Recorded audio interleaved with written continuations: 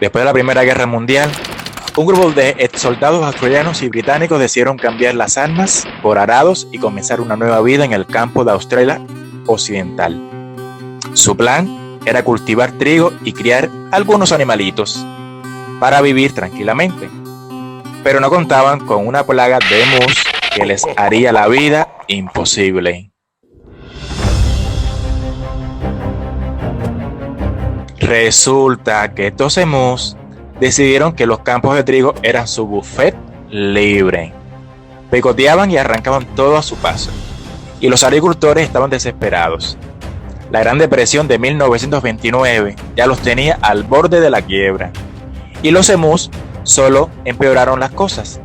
Así que, sin más remedio, los agricultores pidieron ayuda al gobierno, y el ministro de Defensa, George Pearce, tomó una decisión sorprendente: enviar al ejército para luchar contra los emus. Sí, una operación militar contra aves. El 2 de noviembre de 1932, las tropas llegaron al campo de batalla con sus ametralladoras, listas para enfrentar a las aves.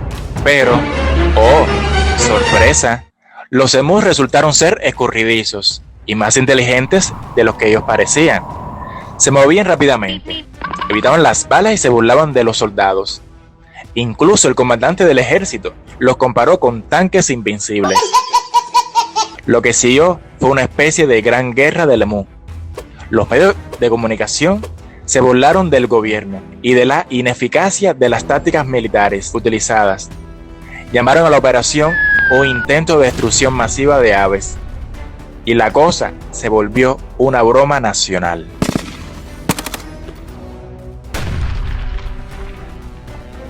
Después de un mes de lucha feroz, el ejército se retiró finalmente, humillado. La Gran Guerra del Emú se convirtió en un capítulo surrealista y ridículo de la historia de Australia, donde un grupo de excombatientes se enfrentó a un enemigo alado en una guerra que nunca debió de haber ocurrido. Y los emus, definitivamente, ganaron esa batalla. Imagina viajar en el tiempo hasta el año 1235. Te encuentras en la majestuosa Torre de Londres, a orillas del río Támesis, donde está a punto de comenzar una historia sorprendente. En ese año, el emperador Federico II tuvo una idea bastante peculiar: regalar 3 leones al rey Enrique III de Inglaterra. Estos leones, lejos de ser mascotas comunes, marcaron el inicio de una tradición que duraría más de 6 siglos.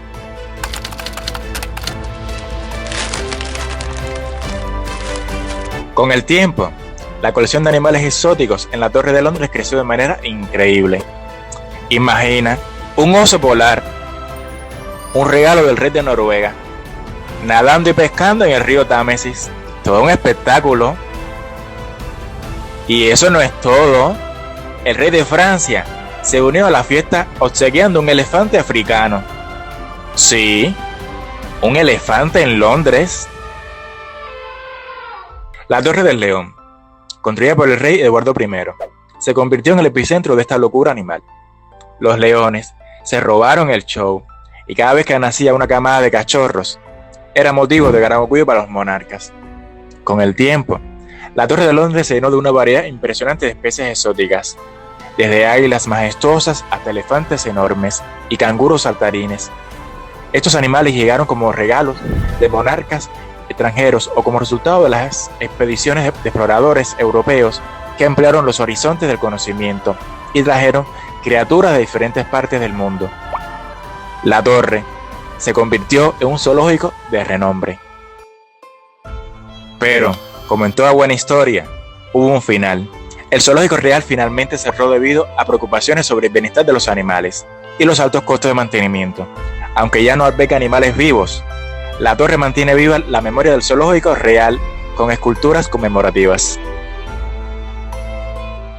En la historia de la humanidad se han registrado eventos verdaderamente misteriosos que desafían toda lógica y explicación. Uno de estos enigmas asombrosos es conocido como la epidemia de la danza de 1518, un suceso que tuvo lugar en la ciudad de Estrasburgo, hoy parte de Francia.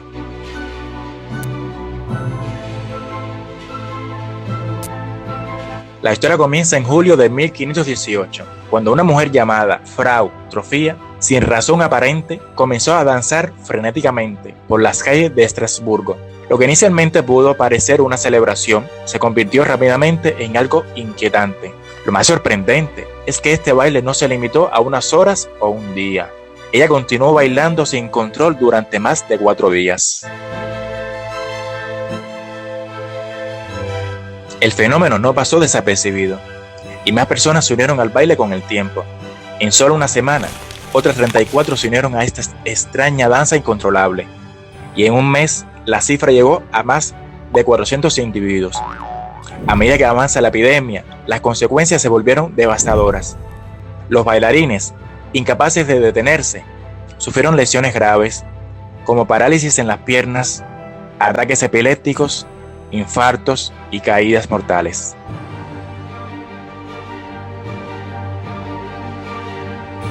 Se estima que más de 15 personas morían diariamente debido a este extraño y agotador baile.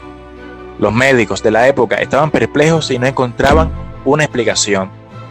Aunque han pasado más de 5 siglos desde esta epidemia de baile, el origen y las causas exactas aún siguen siendo un misterio sin resolver.